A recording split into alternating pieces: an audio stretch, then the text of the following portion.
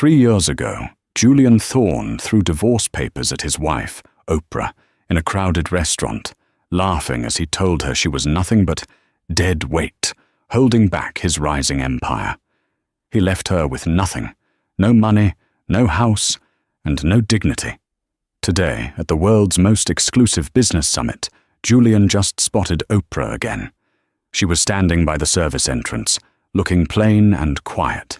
Thinking he could humiliate her one last time, he walked over and loudly called her useless in front of the global elite. He expected her to cry. Instead, the room went silent. Not because of him, but because the billionaire investors behind him just stood up and bowed to her. This is the story of the ultimate regret. The chandeliers of the Pierre Hotel in New York City didn't just sparkle, they seemed to judge. Beneath their crystal gaze, the annual Titan Global Summit was underway. This wasn't just a networking event, it was a Shark Tank in tuxedos. The entry ticket alone cost more than most families earned in a year, and the air smelled of expensive cologne, old money, and ruthless ambition. Julian Thorne adjusted his Patek Philippe watch, ensuring it caught the light just right. At 34, he was the face of Thorne Logistics, a tech shipping startup that was currently the darling of Wall Street. He was handsome in a sharp, predatory way, jawline sculpted, eyes cold and blue, wearing a bespoke suit that screamed success. On his arm was Isabella Vane. She was everything Julian believed a power partner should be, the daughter of a senator, devastatingly beautiful in a red silk gown and completely devoid of empathy. "Try to look unimpressed, Julian," Isabella whispered, sipping champagne. "Desperation smells like cheap sweat. We need Silas Sterling to sign that merger deal tonight. If Sterling Vanguard backs us, you'll be a billionaire by morning." "Sterling is a dinosaur," Julian scoffed, scanning the room. "But his money is green. Don't worry, Bella. I know how to handle these old men. I built Thorne Logistics from a garage to a skyscraper. I can handle a dinner party." He said it with the arrogant confidence of a man who had forgotten the people he stepped on to get there. Specifically, he had forgotten Oprah. 3 years ago, Oprah Vance had been his wife. She had been the one who worked 2 jobs to pay for the servers in that garage. She was the one who proofread his code, cooked his meals, and ironed the very shirts he wore to pitch meetings. But as the money started rolling in, Oprah's quiet, supportive nature became boring to him. He wanted a trophy, not a teammate. He had divorced her brutally. He hid assets, hired shark lawyers, and left her with a settlement so small it was an insult. His last words to her had been etched into her memory. "You're a nice girl, Oprah, but you're useless in this world. You have no vision. You're just background noise." Julian hadn't seen her since, until tonight. He froze mid-step, his glass of scotch tilting dangerously. "What is it?" Isabella asked, following his gaze. Near the service entrance, partially obscured by a massive floral arrangement of white lilies, stood a woman. She was wearing a severe, plain black pantsuit. No jewelry, no makeup visible from this distance. Her hair was pulled back in a tight, practical bun. She was holding a clipboard and appeared to be inspecting a tray of hors d'oeuvres held by a passing waiter. "No way," Julian muttered, a cruel smirk forming on his lips. "Is that Oprah?" Isabella squinted. "The ex-wife? The mouse?" "The very same," Julian chuckled, the sound dark and low. "Look at her. 3 years later and she's working catering at the very event I'm headlining. It's poetic, isn't it?" "It's pathetic," Isabella corrected, wrinkling her nose. "God, I hope she doesn't try to talk to us. It would be so embarrassing to have the help begging for alimony in front of the investors." Julian straightened his jacket. The adrenaline of the summit was mixing with a twisted sense of superiority. He had feared, deep down, that karma might come for him. Seeing Oprah reduced to a clipboard-wielding staff member confirmed his worldview. Winners win, and losers serve drinks. She won't beg, Julian said, stepping forward. But I think she needs a reminder of her place. Watch this. Julian, don't cause a scene, Isabella warned, though her eyes danced with amusement. Silas Sterling is due to arrive any minute. This won't take long. It's just closure. Julian began to weave through the crowd, cutting a path toward the service entrance. He felt like a lion stalking a wounded gazelle. He didn't just want to ignore her, he wanted to be seen ignoring her. He wanted the contrast, him in his $5,000 tuxedo, her in her staff uniform, to be documented by the universe. Oprah was busy. She was checking the manifest on her clipboard, frowning slightly at a discrepancy in the seating chart. She didn't see him coming. She looked tired, perhaps a bit thinner than he remembered, but her posture was surprisingly erect. Julian stopped 3 feet from her, clearing his throat loudly. "Excuse me," he said, his voice projecting just enough to turn heads nearby. "I believe my table is missing sparkling water. Could you handle that? Or is that too complex for you?" Oprah froze. She didn't turn immediately. The hand holding the pen tightened slightly, the only sign of emotion. Slowly, she pivoted. Her eyes were dark brown, usually warm, but tonight they were unreadable. She looked at Julian, then at Isabella, hovering behind him, and finally at the room full of people watching. "Hello, Julian," she said. Her voice was calm, steady. It lacked the tremble he remembered from the divorce proceedings. "Oprah," he nodded, looking her up and down with exaggerated pity. "I honestly didn't expect to see you here, although I suppose someone has to make sure the napkins are folded correctly. How have you been? Surviving, I hope." "I'm quite well," Oprah said, clutching the clipboard against her chest. "And you? You look prosperous." "Prosperous is an understatement," Julian laughed, gesturing to the room. "I'm about to close the biggest deal of the decade. Thorn Logistics is going global. But look at you, still supporting from the sidelines, still in the background.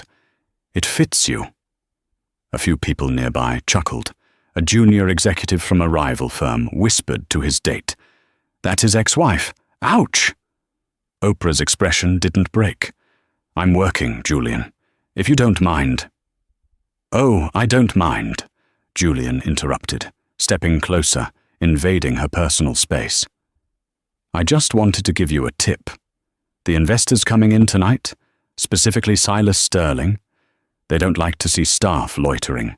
It looks unprofessional. Maybe you should go back to the kitchen where you're less visible." He leaned in, his voice dropping to a venomous whisper. "I told you, Oprah. You're useless. You are useless as a wife. And looking at this cheap suit, you're useless as a professional. Do yourself a favor and hide." The insult hung in the air, heavy and suffocating. Useless. It was the word that had haunted Oprah for 1,000 nights. It was the word that had driven her to tears in their empty apartment while he was out networking with women like Isabella. But tonight, the word didn't make her cry. It made her pulse slow down. Isabella giggled, linking her arm through Julian's. "Come on, darling. You're wasting your breath. She probably doesn't even know who Silas Sterling is." "Actually," Oprah said, her voice cutting through the ambient noise of the ballroom. It wasn't loud, but it had a peculiar resonance that made people stop talking. "I know exactly who Mr. Sterling is." Julian rolled his eyes. "Reading a guest list doesn't mean you know the players, Oprah. Stick to the appetizers. Is there a problem here?" The voice was deep, gravelly, and commanded instant respect. The crowd parted like the Red Sea. Walking toward them was a man who looked like he had been carved out of granite. He was older, perhaps in his 60s, with silver hair and a tuxedo that cost more than Julian's car. He walked with a cane, but he didn't use it for support. He used it as a weapon of authority. It was Silas Sterling, the Oracle of London, the man whose signature could turn a startup into an empire or crush it into dust. Julian's face instantly transformed. The sneer vanished, replaced by a sycophantic, eager smile. He practically vibrated with the need to please. "Mr. Sterling," Julian exclaimed, extending a hand, completely ignoring Oprah. "What an honor! I'm Julian Thorne. We have the meeting scheduled for—" Silas Sterling didn't take the hand.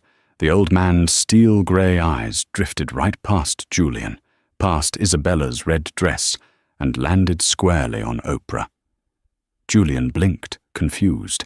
He let out a nervous laugh. "Ah, forgive the staff. Mr. Sterling. My ex-wife. She's working the event. I was just telling her to clear the way so we could discuss business without interruptions." Silas remained silent. The tension in the room ratcheted up. Bystanders were now openly staring. Why wasn't Sterling shaking hands? Why was he looking at the woman with the clipboard? "You called her useless," Silas said. It wasn't a question. It was a statement of fact, delivered with a tone that suggested he had smelled something rotting. Julian faltered. Surely you understand. Personal history. It's a private matter. She is just what?" Silas asked, finally looking at Julian. The look contained absolute disdain. "She's just support staff," Julian stammered, his confidence cracking. "A nobody." Silas Sterling slowly turned his body away from Julian. He faced Oprah. To the shock of the entire ballroom, the billionaire, known for his icy demeanor and ruthlessness, softened his expression. He bowed his head slightly. It was a gesture of deference, a gesture of respect. Then he spoke to Oprah. "My apologies, madame," Silas said, his voice carrying clearly. "I was delayed by the press at the entrance. I hope this individual has not caused you any distress before the announcement." The room went dead silent. A pin dropping would have sounded like a gunshot. "Madame?" Julian's brain short-circuited. He looked from Silas to Oprah. "Madame? Mr. Sterling, I think there's a mistake. That's Oprah. She's unemployed. She's nobody." Oprah finally moved. She didn't look at Julian. She looked at Silas and gave a small, weary smile. "It's fine, Silas," she said. Her tone was familiar, equal. "Mr. Thorne was just reminiscing about the past. He has a very specific version of history. History is written by the victors," Silas said, stepping aside to clear a path for her. "And tonight, history begins with you." Oprah handed the clipboard to a stunned waiter standing nearby. She reached up and unpinned her hair, letting it fall in soft waves around her shoulders. Then she unbuttoned the plain black blazer she was wearing. Underneath the staff uniform, she wasn't wearing a catering shirt. She was wearing a structured white silk bodice that looked like armor, modern, chic, and incredibly powerful. She stood taller. The mouse Julian remembered was gone. In her place was a predator he didn't recognize. "Shall we?" Oprah asked Silas. "After you, CEO," Silas replied. Julian felt the blood drain from his face. CEO? He whispered. "CEO of what? The catering company?" Silas paused and looked back at Julian one last time. "You really haven't read the briefing for the merger you're trying to join, have you, boy? The Sterling Vanguard isn't buying a logistics company today. We are merging into a conglomerate." Silas pointed his cane at Oprah. "And we are doing it under the leadership of the founder of the Aurora Group, the silent holding company that has been buying up your supply chain debt for the last 18 months. Silas smiled, a shark-like grin. Meet your new boss, Julian." Julian felt as though the floor of the Pierre Hotel had turned into quicksand. The air in the ballroom seemed to thin, making it difficult to breathe. Beside him, Isabella Vane had dropped her hand from his arm. She wasn't looking at him anymore. She was staring at the stage, her eyes wide with a mixture of calculation and fear. "Julian," she hissed, her voice devoid of its usual sultry affectation. "You told me she was a housewife. You told me she was destitute." "She was," Julian snapped, though his voice cracked. "I saw her bank accounts during the divorce. She had nothing. This is a trick. It has to be an actor. Silas is playing a joke." But it wasn't a joke. The lights in the ballroom dimmed, casting the crowd into shadow. A single, brilliant spotlight cut through the darkness, illuminating the stage. Oprah walked into the light. She didn't walk like the woman who used to tiptoe around their apartment, afraid of waking him up. She walked with the predatory grace of a panther. The plain black blazer was gone. The white silk bodice she wore was architectural, sharp, and modern. It caught the light, making her look like a marble statue brought to life. She stepped up to the microphone. She didn't tap it. She didn't ask, "Is this on?" She simply waited. The silence that stretched out was absolute. It was a power move. She commanded the room's attention simply by existing. 3 years ago, Oprah began, her voice amplified, crisp and clear.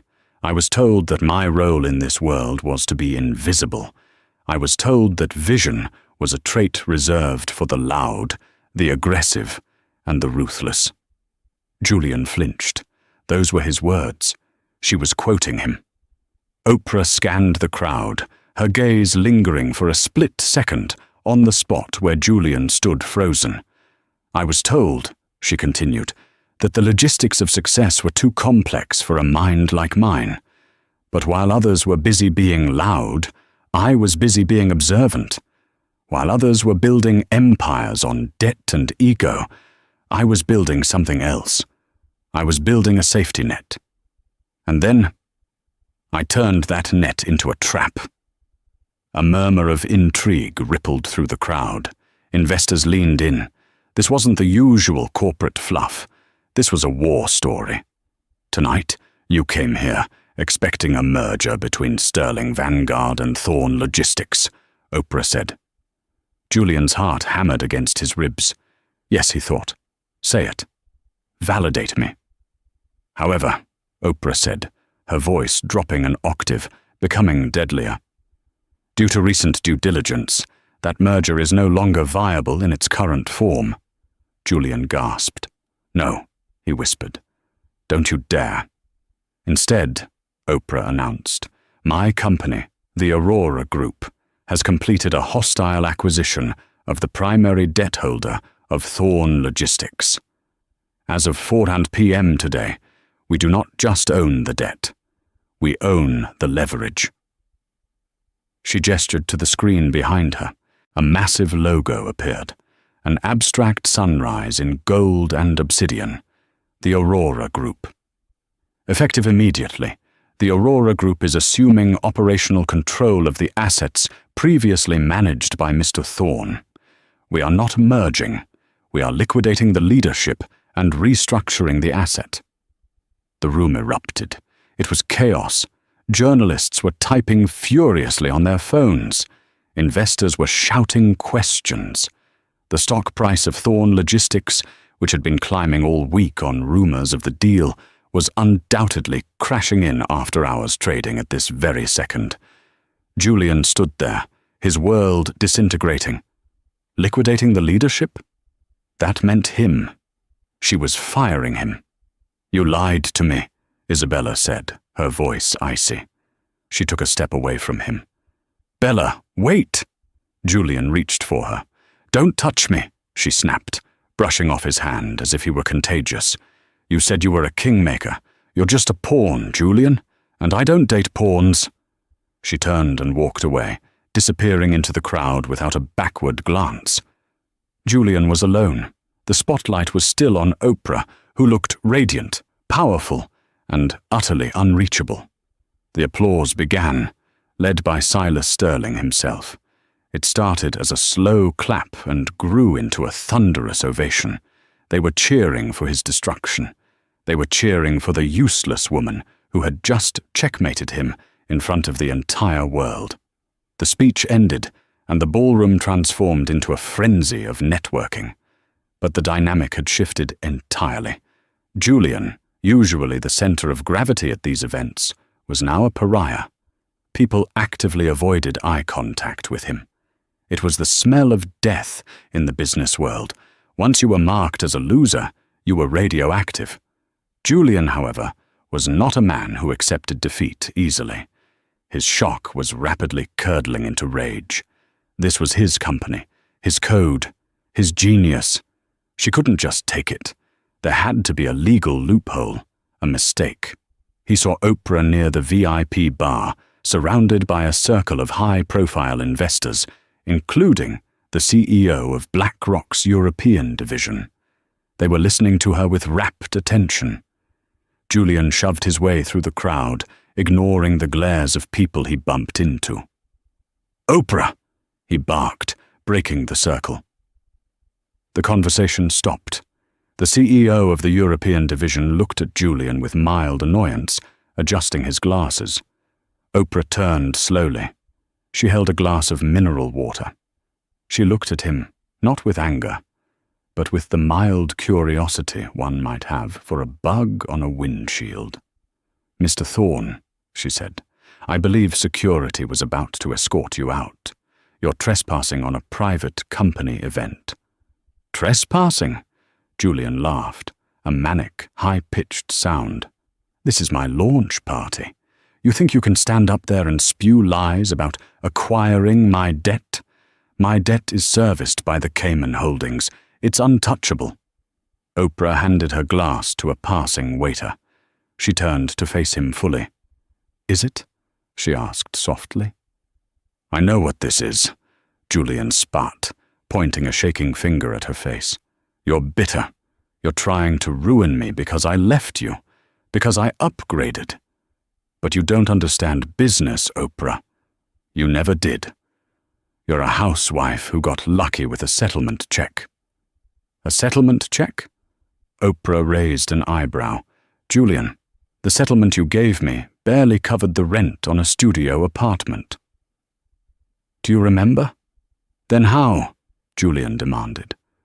"How does a woman who was clipping coupons 3 years ago buy $100 million in corporate bonds?" Oprah took a step closer. The circle of investors didn't intervene. They watched, fascinated. This was better than the opera. "I didn't buy them with my money, Julian," she said, her voice calm and instructional, as if explaining algebra to a slow child. "I bought them with my mind. You see, after you threw me out, I didn't just cry. I remembered." "Remembered what?" "I remembered the code," Oprah said. The color drained from Julian's face so fast he looked like a corpse. "The routing algorithm," Oprah continued.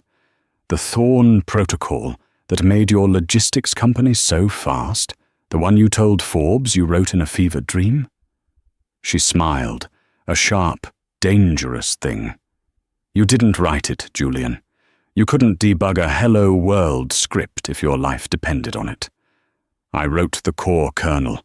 I wrote it on our kitchen table while you were out drinking. And because I wrote it, I knew where the back doors were." Julian's mouth opened and closed, but no sound came out. "I knew that the system had a fatal latency flaw if the data load exceeded a certain terabyte threshold," she explained to the captivated audience. "I knew that once you scaled globally, which you did 3 months ago, the system would become unstable. Expensive to maintain? Risky." She turned back to Julian. "I went to the Aurora Group 2 years ago. I didn't ask for money. I offered them a solution to a problem that hadn't happened yet. I told them, In 24 months, Thorn Logistics will hit a scalability wall. Their debt rating will drop to junk status because their tech will fail. When that happens, I want you to buy the debt for pennies on the dollar, and in exchange, I will give you the patch code that fixes it." The silence in the circle was profound. This was the master stroke. She hadn't just outspent him, she had outlasted him. She had predicted his failure because she knew the foundation of his house was rotten, because she was the one who had built it, and he had forgotten to pay the architect. You sabotaged me," Julian whispered. "No," Oprah corrected him. "I simply let you be yourself. You were arrogant, Julian. You expanded too fast on code you didn't understand. The system didn't fail because of me. It failed because you fired the only person who knew how it worked." She turned to Silas Sterling. "Mr. Sterling, the patch was uploaded 10 minutes ago. Efficiency across the Thorn network is already up 40%. The asset is secure." Silas nodded, looking at Julian with pity. "Brilliant. Absolutely brilliant." Julian felt the room spinning. He had built his entire identity on being the tech genius. Now, in front of the people who mattered most, he had been exposed as a fraud who rode his wife's coattails. "But the company," Julian stammered, his voice sounding small. "I'm the CIO. The bylaws. The bylaws state that if the debt servicing ratio falls below 1.5, the primary creditor can seize executive control," Oprah recited from memory. "Your ratio hit 1.2 this morning. You're not the CEO, Julian. You're a liability." She reached into a small clutch purse and pulled out a plain white envelope. She held it out to him. "What is this?" he asked, staring at it with dread. "Severance," she said. "It's a check for $2,000. Julian stared at her. "2,000? My company is worth billions." "Your company is worth billions," Oprah corrected. "You, however, are worth nothing. The 2,000 is a kindness. It's exactly the amount you left me in our joint account when you locked me out of the house." She pressed the envelope into his limp hand. "Take it, Julian. Buy yourself a nice suit. You're going to need it for the interviews. I hear the catering staff is hiring." Oprah turned her back on him. "Gentlemen," she said to the investors, "shall we discuss the Asian market expansion?" 2 large security guards materialized at Julian's elbows. "Mr. Thorn," one of them rumbled, "this way, please. You're disturbing the guests." As Julian was guided, dragged really, toward the exit, he looked back. He saw the flash of cameras, the clinking of champagne flutes, and the center of it all, Oprah. She wasn't looking at him. She was laughing at something Silas Sterling said, her head thrown back, radiant and victorious. He had called her useless. He had called her background noise. Now, she was the only thing the world could hear. The descent wasn't a slide. It was a free fall. The morning after the gala, Julian Thorn woke up in his penthouse overlooking Central Park. For a brief, hazy second, he thought it had been a nightmare.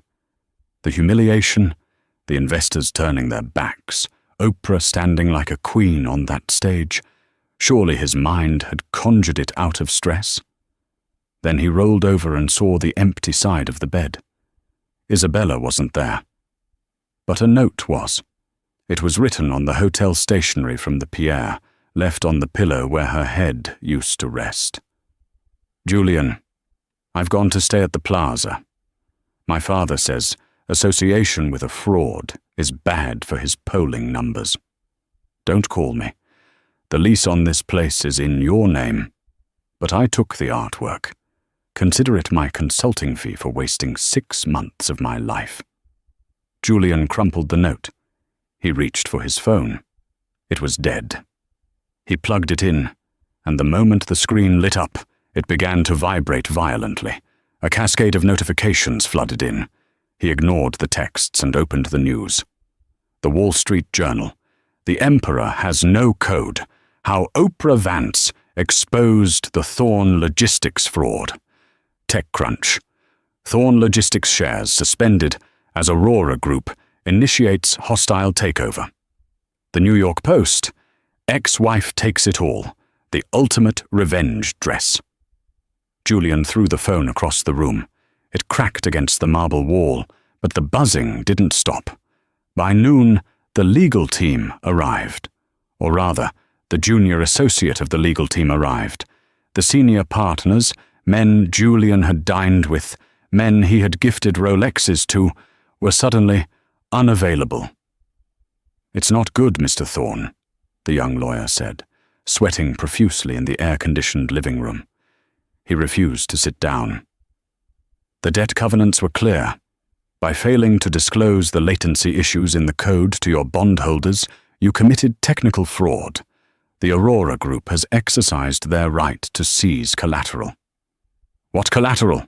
Julian demanded, pacing the room like a caged animal. "They have the company. What else do they want?" The lawyer looked at his shoes. "The loan you took out to expand into Asia. It was personally guaranteed, Julian. You put up your personal assets to secure the lower interest rate." Julian stopped pacing. "Meaning? Meaning everything," the lawyer whispered. "The penthouse, the Hamptons estate, the Aston Martin, the accounts in the Caymans. It's all frozen pending liquidation." "They can't take my house," Julian screamed. "I'm Julian Thorn." "Technically," the lawyer said, backing toward the elevator. "As of this morning, you are an insolvent citizen with pending litigation from the SEC. My firm is dropping you as a client effective immediately. Good luck, Julian." The elevator doors closed, leaving him in silence. The next 2 weeks were a blur of degradation. The movers arrived not to help him pack, but to repossess. Julian sat on a folding chair, one of the few things he was allowed to keep, and watched as strangers boxed up his life. They took the Italian leather sofas. They took the 85-inch televisions. They even took his espresso machine. Every object that left the apartment felt like a piece of his soul being ripped away. He had defined himself by these things. Without the Patek Philippe watch, without the suit, without the view of the park. Who was he? He tried to call his friends, the contacts in his phone who he had parted with in Ibiza, the venture capitalists he had made rich. "The number you have dialed is no longer in service," one recording said. "Julian, look, it's a bad time," said another, before hanging up. "Don't call here again," said a third. The worst encounter came when he was leaving the building for the final time. He was carrying 2 suitcases containing his clothes, the only assets he had left. The doorman, a man named Henry, whom Julian had walked past for 3 years without ever learning his last name, held the door open. "Taxi, Mr. Thorn?" Henry asked. "No," Julian muttered, pulling his collar up to hide his face from the paparazzi lurking across the street. "I'll walk." "Very good, sir," Henry said. Then, just as Julian stepped out, Henry added, "Miss Vance stopped by earlier." Julian froze. He turned around slowly. "She was here?" "Yes, sir. She was inspecting the property with the real estate agents. She mentioned she might turn it into a workspace for her non-profit foundation."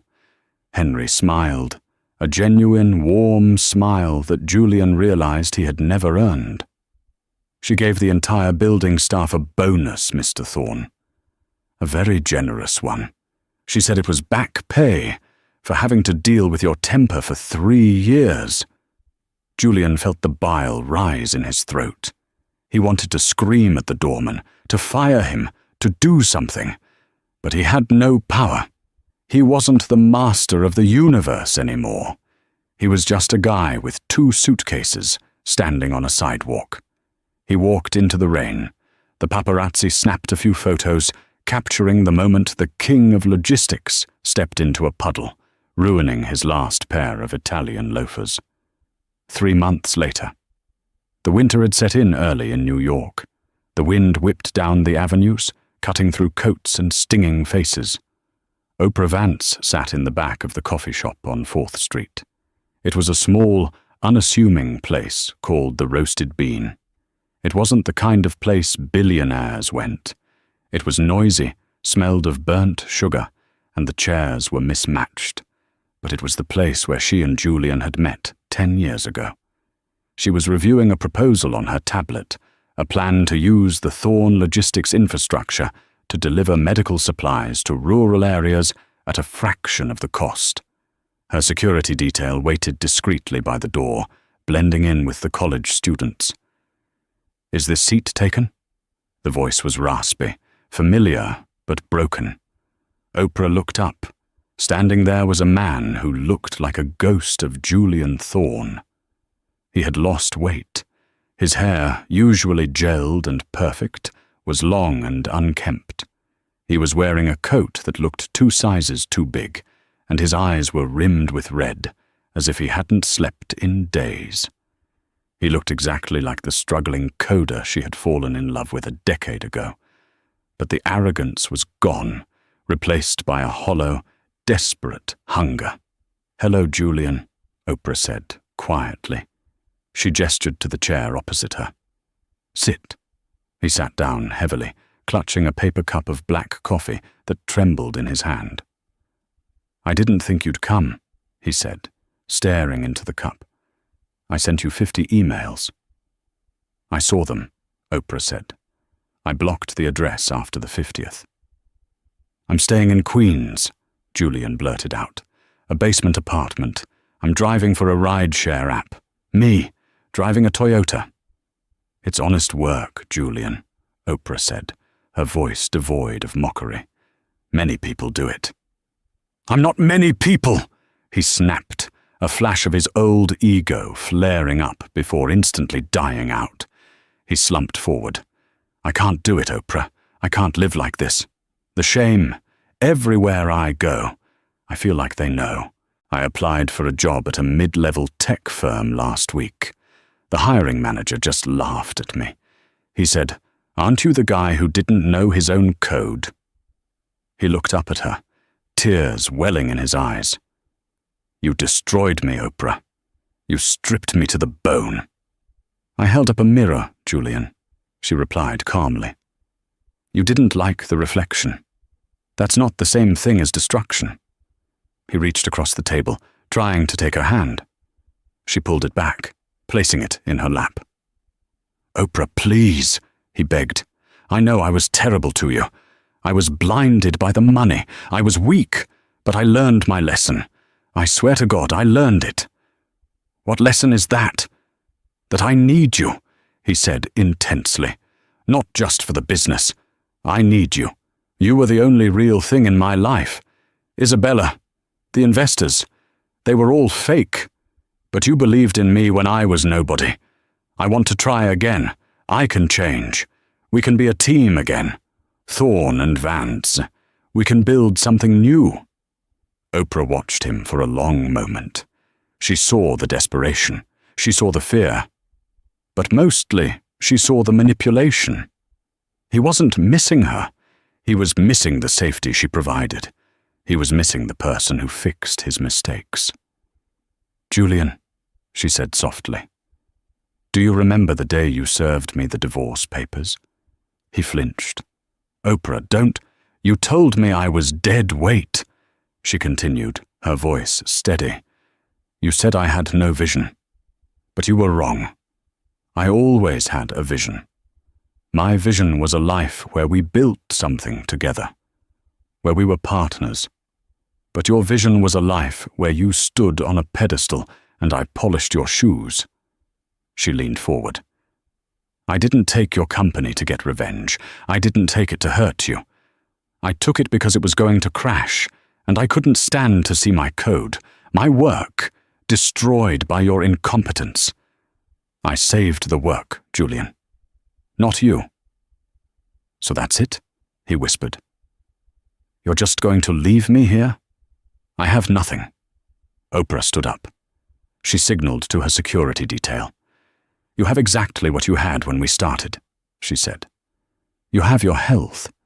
You have a brain. And you have the opportunity to actually build something yourself, instead of stealing it from someone else. She reached into her purse and pulled out a $20 bill. She placed it on the table next to his cold coffee. "What's this?" he asked, staring at the money. "For the coffee," she said. "And for the ride home." "I don't want your charity," Julian hissed, though he didn't move to push the money away. "It's not charity," Oprah said, buttoning her coat. "It's an investment. Proving me wrong should be motivation enough for a lifetime. If you're truly a genius, Julian, go prove it. But do it without me." She turned and walked toward the door. The bell chimed as she pushed it open, letting in a gust of cold air and the sounds of the city. Julian sat alone in the coffee shop. He looked at the empty chair where she had sat. He looked at the $20 bill. For the first time in his life, he realized that no one was coming to save him. The audience was gone. The cameras were off. There was no twist ending where he got the girl and the money back. He was just a man in a cheap coat, staring at a reflection in a dark window, wondering when he had become the background noise.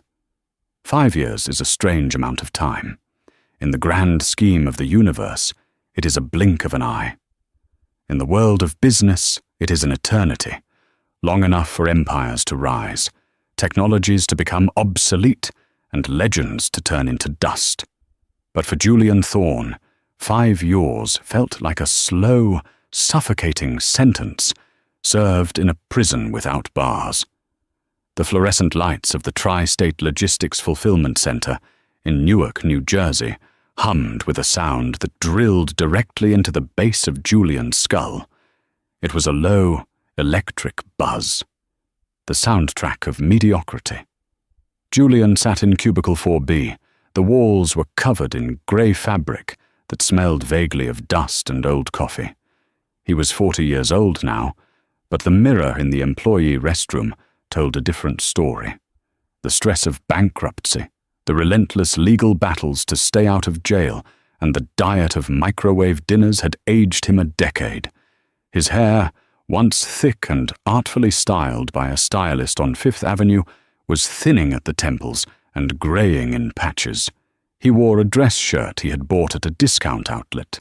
The collar was too stiff, and the polyester blend made his skin itch under the dry office heat. "Hey, Jules!" Julian winced. He hated being called Jules. It sounded like a name for a child or a golden retriever.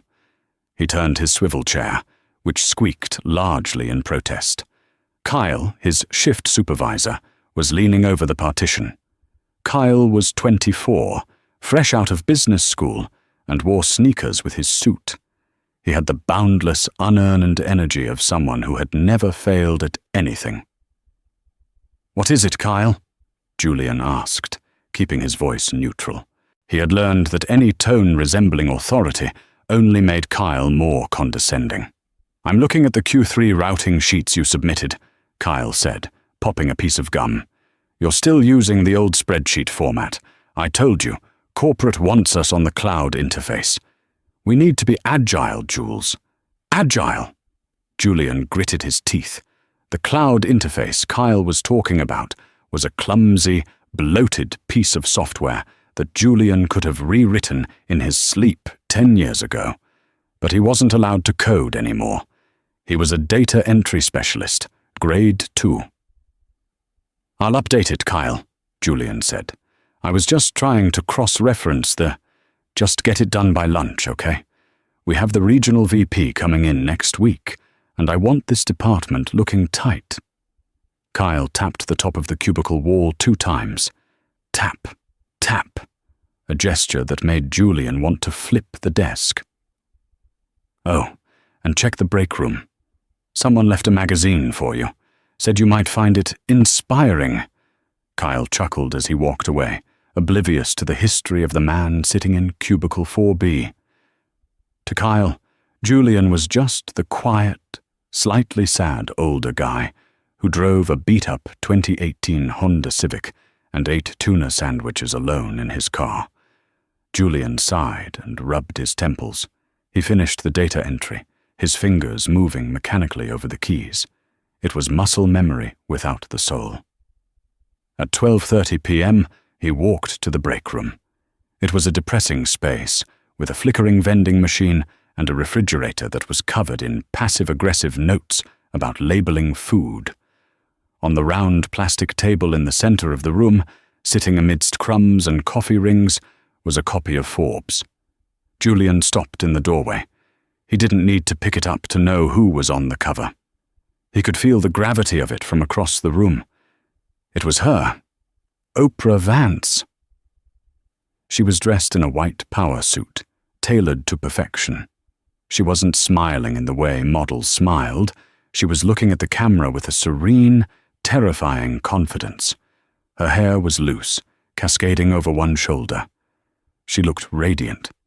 She looked like a woman who had never known a moment of doubt in her life. The headline was bold, embossed in gold foil.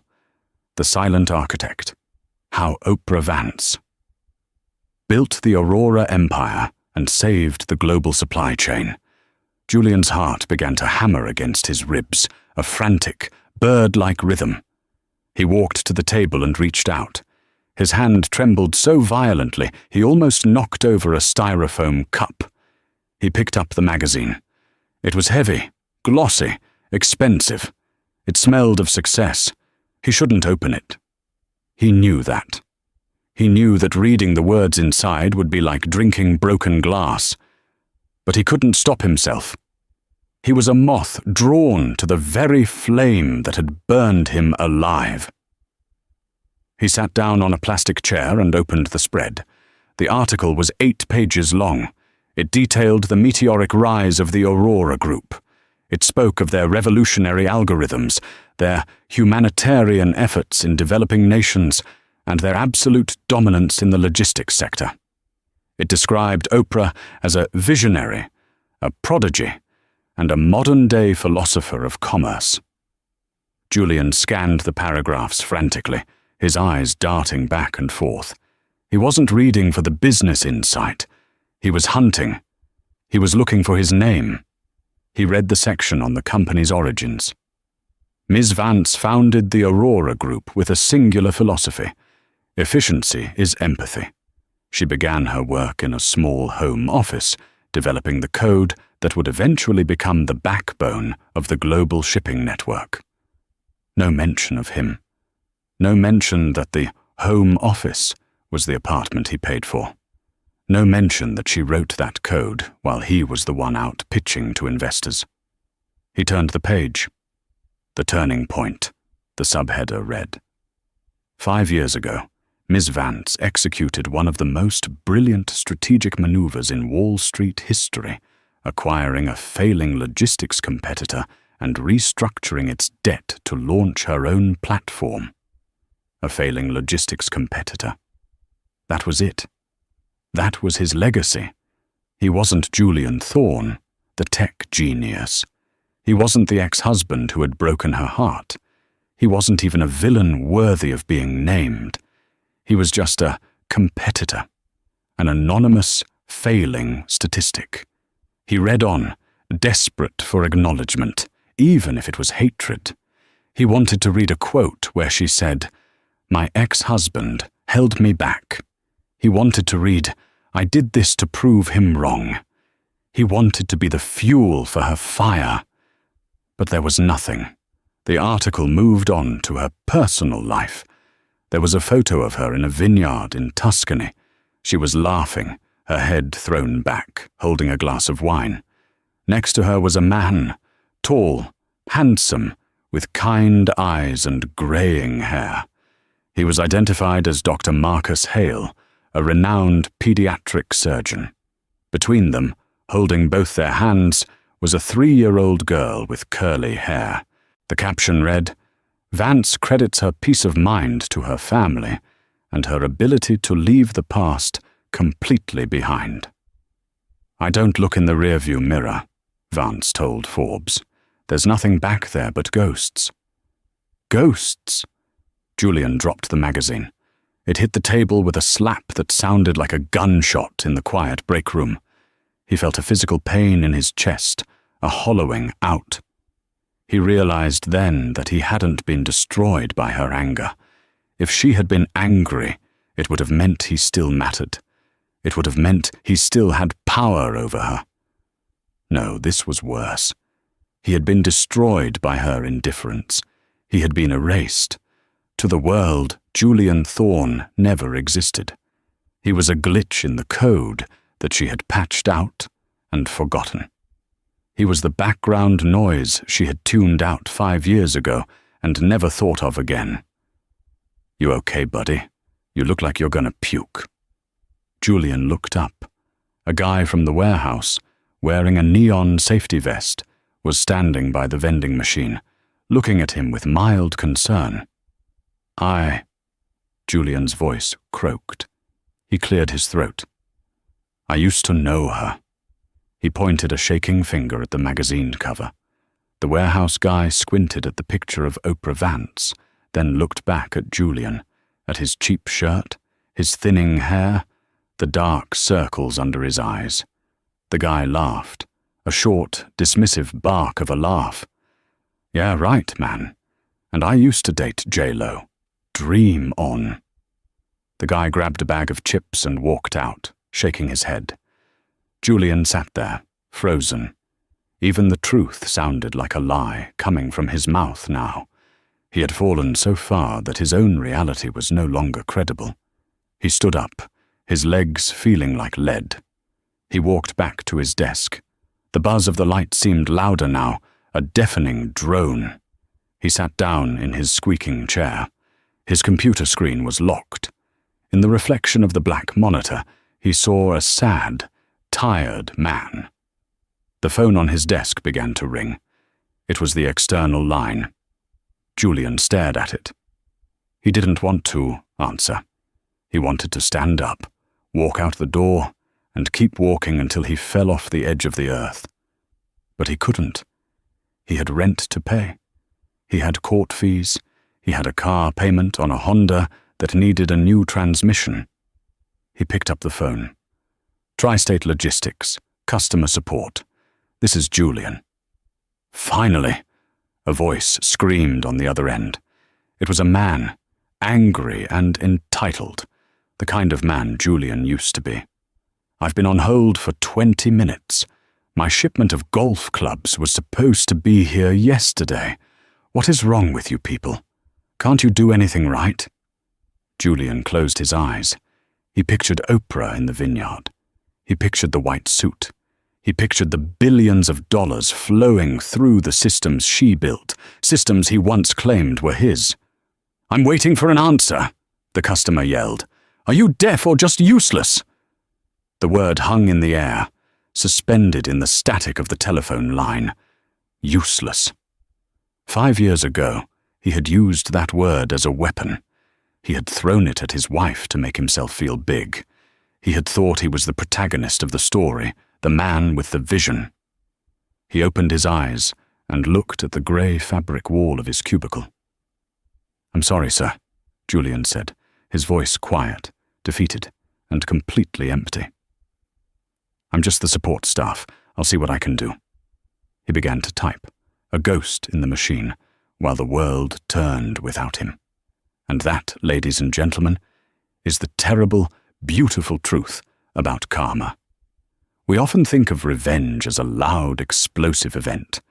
We imagine screaming matches, lawsuits, and public takedowns. And sure, Oprah had her moment on the stage. But the real revenge, the one that actually hurts, it was the erasure. Julian wanted to be a king. He wanted to be the main character. But his punishment wasn't prison or poverty, though he got those too. His punishment was becoming irrelevant. Oprah proved that the best way to destroy your enemy isn't to fight them. It's to outgrow them so completely that they no longer fit in the frame of your life. She turned her pain into power, her silence into strategy, and the very word he used to hurt her, useless, into an empire. In the end, Julian got exactly what he feared most. He became the background noise, while she became the only song the world wanted to hear. Wow, I have to be honest, reading that ending gave me chills. It's rare to see a revenge story where the revenge is just living a better life. But I want to hear from you. Be the judge in the comments section. Did Oprah go too far by completely erasing him from history? Or did Julian deserve every single second of that anonymity? If you were Oprah, would you have sent him a check, or would you have let him rot? Type Team Oprah or Team Julian in the comments right now. I'm going to be replying to the best arguments in the first hour. If this story satisfied that craving for justice, please do me a huge favor and smash that like button. It tells the YouTube algorithm that we want more stories where the good guys win. And if you're new here, what are you waiting for? Hit that subscribe button and ring the notification bell. We drop 2 new stories every week, and trust me, you do not want to miss the next one. It's about a lottery winner who hid his ticket in a place his greedy family would never look until it was too late. Click the video on your screen right now to watch that one, and I'll see you there. Stay safe, and remember, success is the best revenge.